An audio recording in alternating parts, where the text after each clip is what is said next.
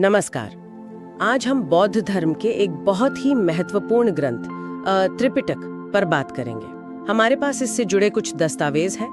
कोशिश रहेगी कि इस विशाल ज्ञान भंडार के मतलब सार और इसके महत्व को समझें। शुरुआत इसके नाम से ही करते हैं, त्रिपिटक। इसका मतलब है 3 पिटारी या कह लें 3 टोकरियां। हाँ, बिल्कुल।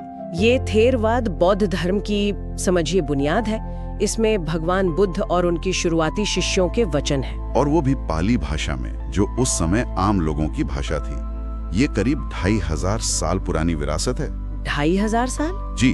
और ये जो 3 टोकरियां हैं, ये ज्ञान के 3 अलग-अलग पहलुओं को समेटती हैं। एक है भिक्षुओं के संघ के नियम कानून, वो है विनय पिटक। अच्छा।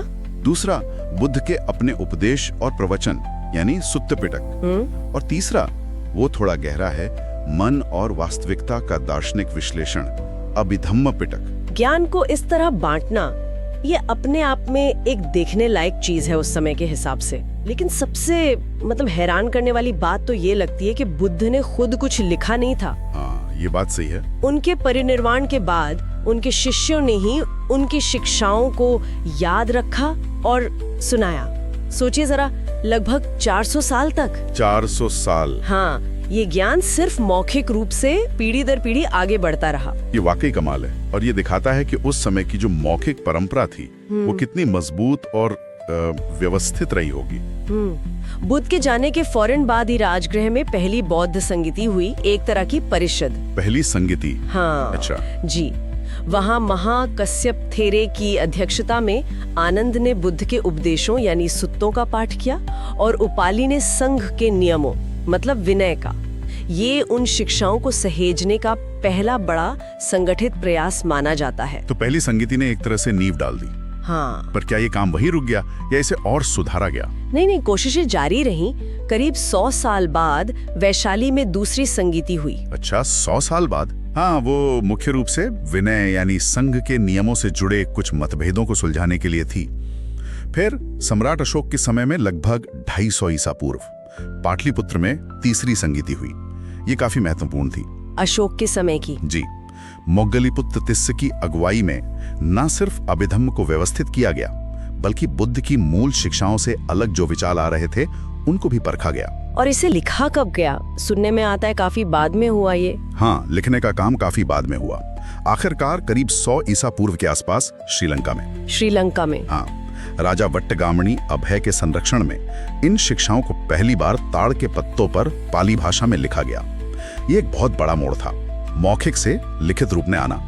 इसी ने इस ज्ञान को स्थायित्व दिया और हम तक पहुंचने में मदद की। चलिए अब जरा इन 3 पिटारियों को थोड़ा और करीब से देखते हैं।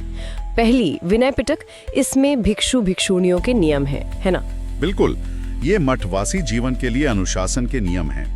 संघ को कैसे चलाना है उसके दिशा निर्देश हैं। जैसे भिक्षुओं के लिए 227 नियम बताए गए हैं, पर ये सिर्फ नियमों की लिस्ट नहीं है। अच्छा। हाँ, ये उस समुदाय की नींव है जो आध्यात्मिक अभ्यास के लिए एक अनुशासित और सहायक माहौल बनाता है। समझ गए।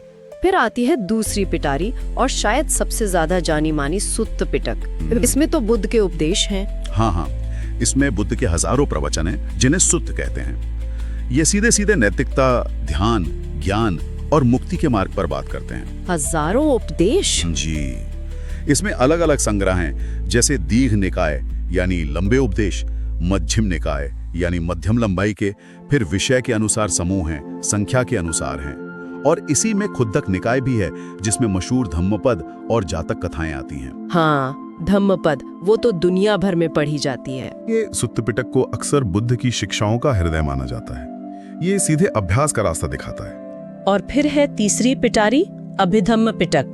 ये थोड़ी जटिल मानी जाती है। हाँ, कह सकते हैं। ये थोड़ी गूढ़ है। ये मन, पदार्थ, चेतना, कारण कार्य संबंध, इन सब का बहुत ही सूक्ष्म, बहुत व्यवस्थित दार्शनिक और मनोवैज्ञानिक विश्लेषण है। मनोवैज्ञानिक विश्लेषण भी। जी हाँ। इसकी खासियत ये है कि ये भावनाओं और विचारों को सिर्फ महसूस करने की चीज नहीं मानता, बल्कि उन्हें बहुत छोटे छोटे मानसिक क्षणों में तोड़कर देखता है।